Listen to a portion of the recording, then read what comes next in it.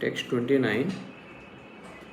Prakriter guna sammudha sajjante guna karmashu Tana Krishna vido mandan Krishna vennanik vichale. Prakriti of material nature, guna by the modes, sammudha befooled by material identification, sajjante they become engaged, guna karmashu in material activities, tan those akrishna vida persons with a poor fund of knowledge, mandan lazy to understand self-realization, krishna with one who is in factual knowledge. Na, not vichale, should try to agitate. Translation. Bewildered by the modes of material nature, the ignorant fully engage themselves in material activities and become attached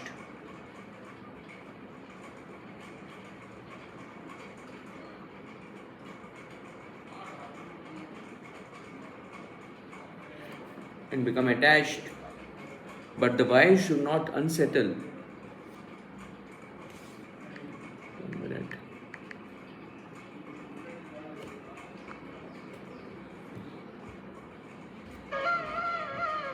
But the wise should not unsettle them, although these duties are inferior due to the performer's lack of knowledge. Purport. Persons who are unknowledgeable falsely identify with gross material consciousness and are full of material designations. This body is a gift of the material nature, and one who is too much attached to the bodily consciousness is called manda, or a lazy person without understanding of spirit soul. Ignorant men think of the body as a self. They accept bodily connections with others as kinsmanship. The land in which the body is obtained is their object of worship, and they consider the formalities of religious rituals to be ends in themselves. Social work, nationalism, and altruism are some of the activities for such materially designated persons. Under the spell of such designations, they are always busy in the material field. For them, spiritual realization is a myth, and so they are not interested. Those who are enlightened in spiritual life, however, should not try to agitate such materially engrossed persons. Better to prosecute one's own spiritual activities silently. Such bewildered persons may be engaged in such primary moral principles of life as non-violence and similar materially benevolent work. Men who are ignorant cannot appreciate activities in Krishna consciousness, and therefore Lord Krishna advises us not to disturb them and simply waste valuable time. But the devotees of the Lord are more kind than the Lord because they understand the purpose of Lord. Consequently, they undertake all kinds of risks, even to the point of approaching ignorant men, to try to engage them in the facts of Krishna consciousness, which are absolutely necessary for the human being. Text 30. Mai sarvani karmani sanyasya adhyatma chetasa nirashir nirmamu bhutva yuddhasya vigatajvara. Mai unto me sarvani, all sorts of karmani, activities, sanyasya, giving up completely, adhyatma, with full knowledge of the self, chetasa, by consciousness, nirashi, without desire for profit, nirmama, without ownership, bhutva, so being, yuddhasya, fight, vigatajvara, without being lethargic. Translation. Therefore, O Arjuna, surrendering all your works unto me, with full knowledge of me, without desires for profit, with no claims to proprietorship, and free from lethargy, fight. Purport. This verse clearly indicates the purpose of the Bhagavad Gita.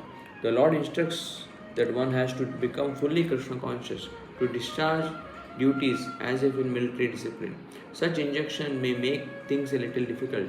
Nevertheless, duties must be carried out with dependence on Krishna, because that is the constitutional position of the living entity. The living entity cannot be happy independent of the cooperation of the Supreme Lord, because the eternal constitutional position of the living entity is to become subordinate to the desires of the Lord. Arjuna was therefore ordered by Sri Krishna to fight as if the Lord were his military commander. One has to sacrifice everything for the goodwill of the Supreme Lord, and at the same time discharge the prescribed duties without claiming proprietorship. Arjuna did not have to consider the order of the Lord, he only had to execute his order. Beautiful statement. The Supreme Lord is the soul of all souls. Therefore, one who depends solely on the Supreme Soul without personal consideration, or in other words, one who is fully Krishna conscious, is called Adhyatma Chetas. Nirashi means that one has to act on the order of the master, but should not expect fruitive results. The cashier may count millions of dollars for his employer, but he does not claim a cent for himself. Similarly, one has to realize that nothing in the world belongs to any individual person, but that everything belongs to the Supreme Lord. That is the real purport of Mai, or unto me. And when one acts in such Krishna consciousness, certainly he does not claim proprietorship over anything. This consciousness is called nirmama, or nothing is mine.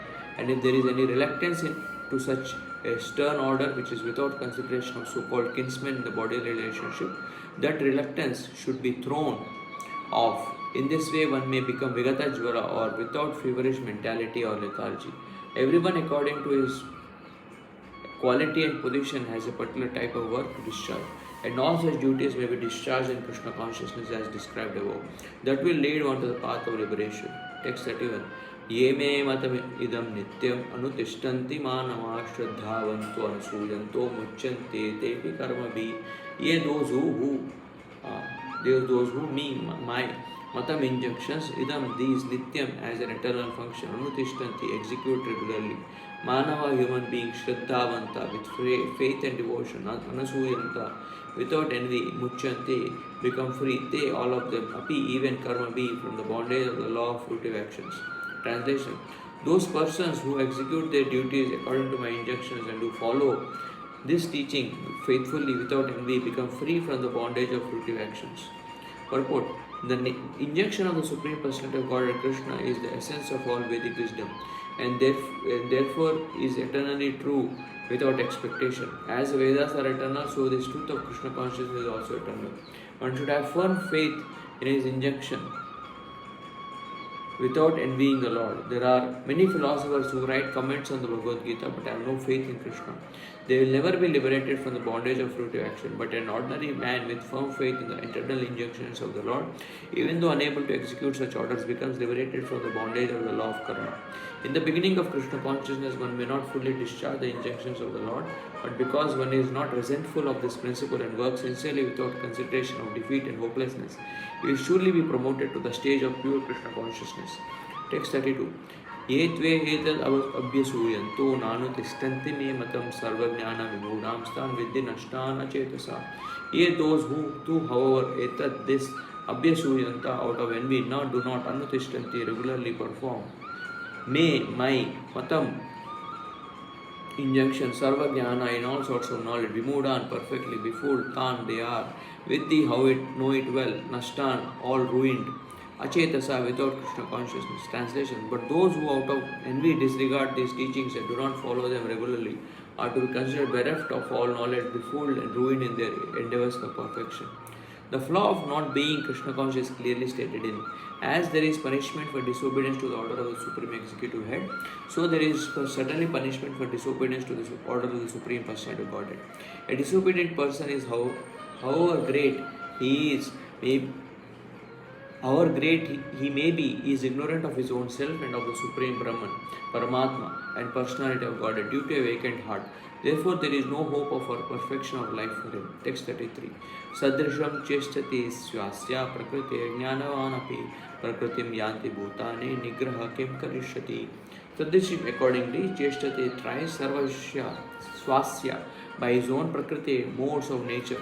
Jnanavan learned api although prakritim nature yanti undergo bhutani all living entities. Nigraha repression kim what karishyati can do. Translation. Even a man of knowledge acts according to his own nature, for everyone follows the nature he has acquired from the three modes. What can repression accomplish? Purport.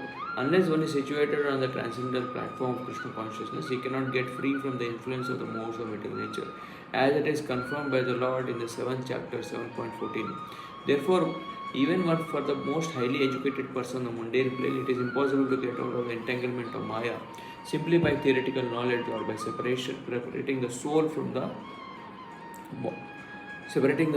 body. There are many so-called spiritualists who outwardly pose as advanced in the science, but inwardly or privately are completely under particular modes of nature which are unable to surpass. They are unable to surpass. Academically, one may be very learned, but because of his long association with material nature, he is in bondage. Krishna consciousness helps one to get out of material entanglement, even though one may be engaged in his prescribed duties in terms of material existence. Therefore, without being in Krishna consciousness, one should not give up his occupational duties. No one should suddenly give up his prescribed duties and become a so-called transcendentalist or so-called yogi or transcendentalist artificially. It is better to be situated in one's position and try to attain Krishna consciousness under superior training. Thus one may be freed from the clutches of Krishna's Maya. Text 34. Indriyasyarte ragadvesha vyavastito tayo na vashamagacche tau hi asya paripantino. Indriyasya of the senses, indriyasyarte in the sense objects, raga attachment, dvesho also detachment, vyavastito put under regulations, tayo of them, na never, vasham control, agachet one should come. Tau those he certainly, asya he his paripantino stumbling blocks. There are principles to regulate attachment and aversion pertaining to the senses and their objects. One should not come under the control of such attachment and aversion because they are stumbling blocks on the path of self-realization. Purport. Those who are in Krishna consciousness are naturally reluctant to engage in material sense gratification, but those who are not in Krishna such consciousness should follow the rules and regulations of the revealed scriptures. Unrestricted sense enjoyment is the cause of material engagement, but one who follows the rules and regulations of the revealed scriptures does not become entangled by the sense objects. For example, sex enjoyment is a necessity for the conditioned soul, and sex enjoyment is allowed under the license of marriage ties. According to the scriptural injunction, one is forbidden to engage in sex relationships with any woman other than one's wife. All other women are to be considered as one's mother, but in spite of such injunctions, a man is still inclined to have sex relationships with other women. These propensities are to be curbed, otherwise they will be stumbling blocks on the path of self-realization. As long as the material body is there, the necessities of the material body are allowed, but under the rules and regulations, and yet we should not rely upon the control of such allowances. One has to follow those rules and regulations unattached to them, because the practice of sense gratification under the regulations may also lead one to go astray, as much as there is always the chance of an accident, even on the royal roads. Although they may be very carefully maintained, no one can guarantee that there will be no danger even on the safest road. The sense enjoyment spirit has been current a very long time owing to material association. Therefore, in spite of regulated sense enjoyment, there is every chance of falling down. Therefore, any attachment for regulated sense enjoyment must also be avoided by all means. But attachment to Krishna consciousness or acting always in the loving service of Krishna detaches one from all kinds of sensory activities. Therefore, no one should try to be detached from Krishna consciousness at any stage of life. The whole purpose of detachment from all kinds of sense attachment is ultimately to become situated on the platform of Krishna consciousness. Text 35. Shreya swadharmo viguna paradharma sunishtita shreya swadharme nidanam shreya paradharmo bhayavaha. Shreya far better, Swadharma one's prescribed duties, Viguna even faulty, Paradharma then duties mentioned for others. So Anushthita perfectly done, Swadharme in one's prescribed duties, Nidhanam destruction, Shreya better, Paradharma duties prescribed for others, Bhayavaha dangerous. It is far better to discharge one's prescribed duties even though faultily than another's duties perfectly. Destruction in the course of performing one's own duty is better than engaging in another's duties, for to follow another's path is dangerous. Purport. One should therefore discharge his prescribed duties in full Krishna consciousness rather than those prescribed for others. Materially prescribed duties are duties enjoined according to one's psychophysical condition under the spell of material modes of material nature. Under the spell of modes of material nature. Spiritual duties are as ordered by the spiritual master for the transcendental service of Krishna, but whether material or spiritual, one should stick to his prescribed duties even up to death rather than imitate another's prescribed duties. Duties on the spiritual platform and duties on the material platform may be different, but the principle of following the authorized direction is always good for the performer. When one is under the spell of the modes of material nature, one should follow the prescribed rules for his particular situation and should not imitate others. For example, a Brahmana who is in the mode of goodness is non-violent, whereas Kshatriya who is in the mode of passion is allowed to be violent. As such, for a Kshatriya it is better to be vanquished following the rules of violence than to imitate a Brahmana who follows the principles of non-violence. Everyone has to cleanse his heart by a gradual process, not abruptly. However, when one transcends the modes of material nature and is fully situated in Krishna consciousness, he can perform anything and everything under the direction of a bona fide spiritual master. In that complete stage of Krishna consciousness, a Kshatriya may act as a Brahmana or a Brahmana may act as a Kshatriya. In the transcendental stage, the distinction of the material world do not apply. For example, Vishwamitra was originally Kshatriya, but later on he acted as a Brahmana, whereas Parashuram was a Brahmana, but later on he acted as a Kshatriya.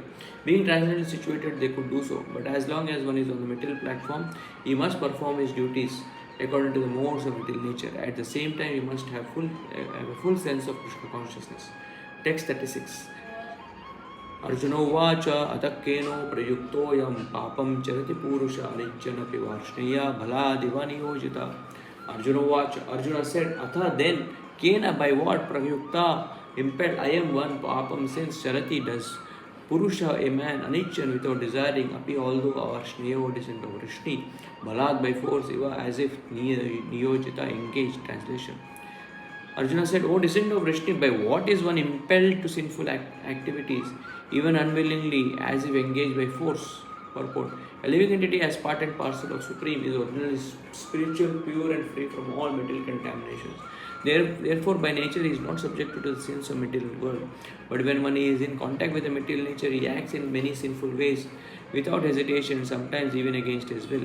As such, Arjuna's question to Krishna is very sanguine as to the perverted nature of the living entities. Although the living entity sometimes does not want to act in sin, he is still forced to act. Sinful actions are not, however, impelled by the supreme super soul within, but are due to another cause, as the Lord explains in the next verse.